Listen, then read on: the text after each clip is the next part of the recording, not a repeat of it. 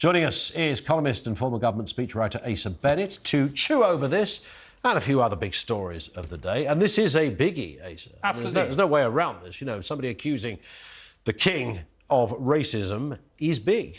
You know what's the most ridiculous thing about it is that this is almost an elephant trap that Meghan and Harry put out for themselves, and they've fallen in it over and over again. Because we remember the Oprah interview when, you know, I've rewatched it especially as some homework, and they referred to the conversation as very troubling, you know. And Correct. Then it was Oprah who went, you know, gasped in shock. And, you know, at that point, if you were being responsible, if you were being the Harry who would later slap down Tom Bradley when he said racism, you go, well, no, obviously, Oprah, that's just, you know, they're trying their best, and they just, you know, said something a bit sort of awkward, whatever. Like, you'd soft so, but you'd pedal it back. But they let it hang there, knowing exactly how it'd be received, and to the American audience, clearly. And then when they realised that they'd gone too far out on a limb, they're feeling the cold and desperately wanting to be accepted back by well, in Harry's case, his old motherland. And, you know, even now Omid Scobie, there's a reason he's known as Meghan's mouthpiece, as we know, is because this is the narrative, the entire book.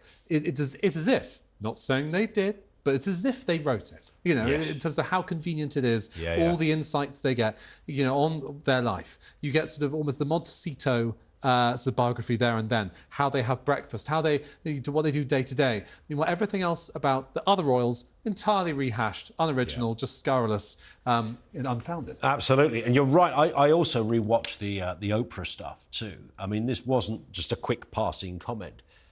They dwelt on this point. There was high drama there, and it was delivered in a very dramatic way. There was a conversation rather than a comment, a conversation, Meghan says.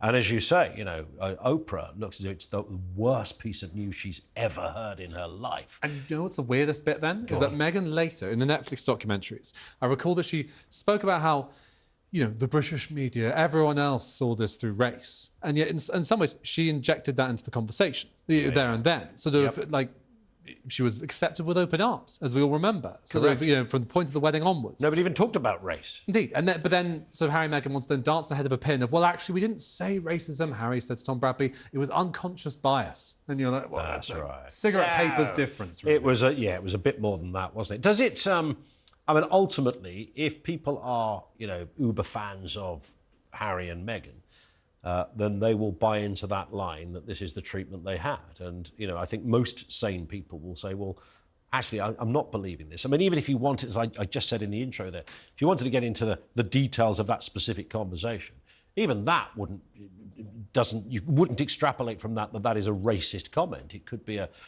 very simple comment that somebody would ask a family who are mixed race. You know, what does that mean in terms of your baby? Families all over the country have this conversation. So there's nothing that weird about that. This is the thing. At no point have they tried to say that it was malice or that it was, you know, phobic about this sort of new sort of arriviste, this new arrival into the family and the effect. You know, I'm sure it's just part of the well-meaning interest and sort of, you know, what happens, and which... It's clearly what Harry was keen to make clear. You know, at the best, the kindest interpretation he offered was it was just this kind of well-meaning, unconscious bias thing, which is all very sort of woke and charming of him. But we really know what he was stoking. And particularly the fact that there's been this mystery about who exactly it was, which individuals were involved in this conversation, meant that it was an irresponsible speculation machine that was fueled about, you know, pretty much they all were tarred by association. Yeah. And we are now... almost 48 hours or thereabouts from when the Dutch publishing company realised this howler. Oh, look, an entire chapter about racism is in the book, which we didn't know was there. That's a little bit iffy, frankly. And then Piers Morgan last night mentioning those names. Nothing from the Sussexes. There's been no, you've got it wrong. This is not true. That we don't know why Omid wrote this. We have no idea. But nothing at all. They've just let it hang again. Exactly. They're deciding to keep silent because, you know, Omid he's airing old grievances, clearly. They could stop it if they wanted to. They could disown what's going on. But, you know, he's thrown his lot in with Camp Sussex. And clearly this suits him entirely because this is all the sort of stories, the branding situation they want to have of, you know, trying to pose as these kind of ostracised royals who just want to be more modern than this sort of old establishment. Omid, I recall, was actually in the Netflix documentary sort of Yes. piping up, explaining how this is Age of Empire. You Yeah. see, it's not quite caught up with modern times. Whereas this Montecito too, they're the future and all that. But Yeah. it's clearly blowing up in their face. You mentioned the phrase there, airing grievances. On that